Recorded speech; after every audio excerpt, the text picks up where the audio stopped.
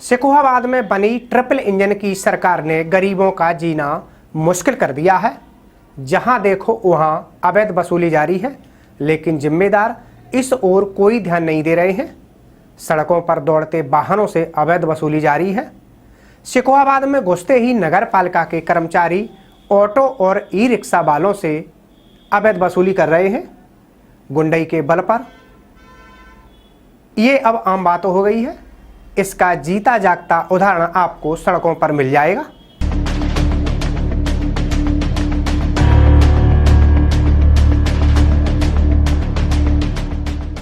पहले double engine की सरकार थी, अब ट्रिपल इंजन की सरकार होने से सिकोहाबाद में जो समाजवादी पार्टी की सरकार में हुआ करता था वो ट्रिपल इंजन की सरकार में हो रहा है।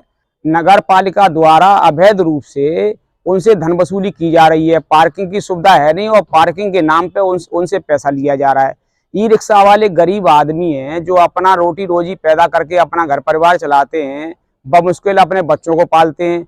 अब उसमें भी जो है पार्किंग की व्यवस्था है नहीं, बैठने की व्यवस्था है नहीं, गाड़ी खड़ी करने की व्यवस्था है नहीं, रोड पर चलने का कोई टैक्स नहीं होता है। अब रोड पर चलने का उनसे टैक्स लिया जा रहा है। या तो उन्हें सुविधा दी जाए, भाई पार्किंग की व्यवस्था हो और उनके बैठने की व्यवस्था हो, पीने का पानी भी हो। ऐसी कोई व्यवस्था है नहीं। ये तो गुंडागर्दी के नाम पे उनसे जो है धन वसूला जा रहा है।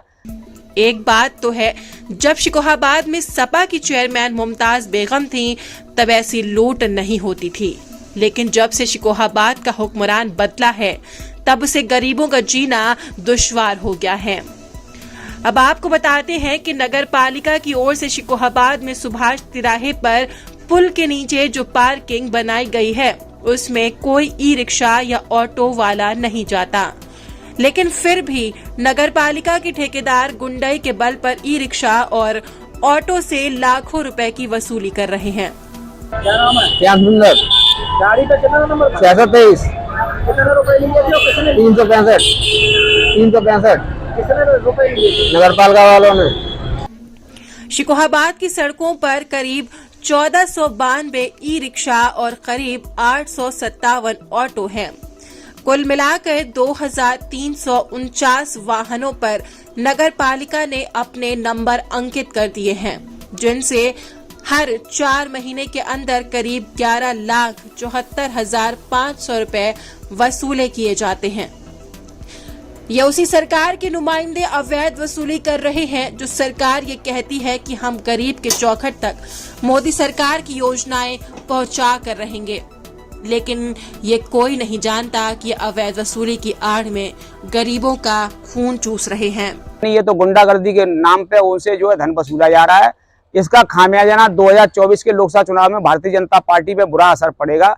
इस सब चीजों को लेकर भारतीय जनता पार्टी को देखना चाहिए कि जो भारतीय जनता पार्टी में आज जो अपनी पार्टी बदल के आ गए हैं वो टोटल गुंडाई कर रहे हैं।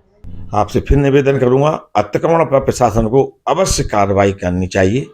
इससे पहले भी एक एसडीएम रहे, अच्छे एसडीएम रहे रवीन सिंह जी, उन्होंने पूरे शहर को अतिक्रमण मुक्त कर दिया था। सिकोहाबाद नगर पालिका ने तो अन्य जनपदों से आने वाले वाहनों से भी अवैध वसूली जारी कर दी है। इसमें सबसे ज्यादा ऑटो इटावा नगर के हैं, जिन पर सिकोहाबाद नगर पालिका ने गुंडई के बल पर अवैध वसूली जारी करते हुए रसीद नंबर भी अंकित कर रखा है। अब देखना यह होगा कि इन वाहनों से अवैध वसूली कब तक जारी रहेगी।